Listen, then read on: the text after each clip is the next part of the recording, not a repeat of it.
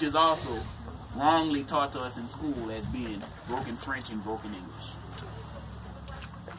Anybody that's born and raised in this area and has people in their family that used to speak that Creole language, grandfather, whatever, can tell you that language is far more than broken French and broken English. It is broken everybody who was here's language, mashed up into one. The language was devised because it was easy for the Africans to learn, and it enabled them to communicate with these multicultural masters that they got. Louisiana Territory is probably one of your best examples of the melting pot. French, English, German, Spanish, Italian, French Acadians, Africans, Native Americans, they got all kind of people here. And so that language was a mashup of everybody who was here as language, all into one. That way, if I buy you today and I'm German, I can sell you to that Frenchman and he can still talk to you. He can sell you to that Italian and he can still talk to you. And so that's where the Creole language comes from. They're a fully trained workforce already, and that's why they were captured. So if you fast forward to maybe the 1930s, sharecropping, how was it like? Same. Sharecropping, y'all, is basically when they emancipated the African Americans. It's about 2 years before any of them even know they're free. And that's because the responsibility for informing them they were free fell to the Confederate Army. And if I just got my butt kicked fighting a war to keep you a slave, how anxious am I to come out and tell you I lost that war and you're free? And so a lot of them, it's almost 2 years before they even know they're free. But when they're emancipated, all they know is sugar. Where you gonna go get a job? And so the plantation owners built country stores. Give them a slave cabin to live in. And they tell them, live in this slave cabin, work this piece of land. All year long, you get everything you need from my country store.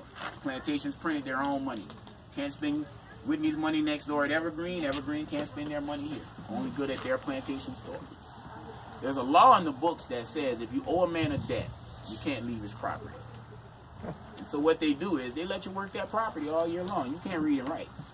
You get everything you need from that store. When that harvest comes in, they're supposed to sell your harvest, pay off your debt to the store. The rest goes towards the purchase of the piece of land in the house. American dream, right? But you don't know how to read and write.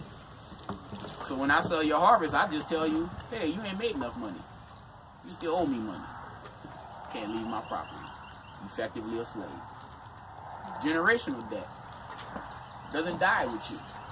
Your children born here, they incurring their own debt, and when you die, they inherit yours.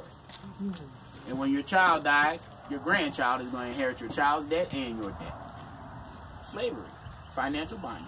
Same thing they did to the coal miners and every other poor and uneducated group of people.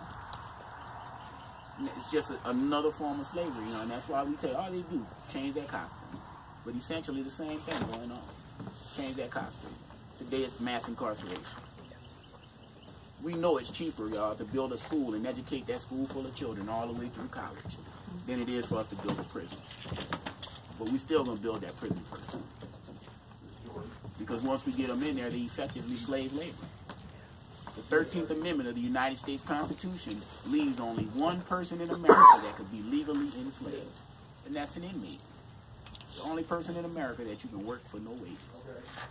And so you just see an effective continuing of the system, just with a different costume. Let's head across the street to the slave.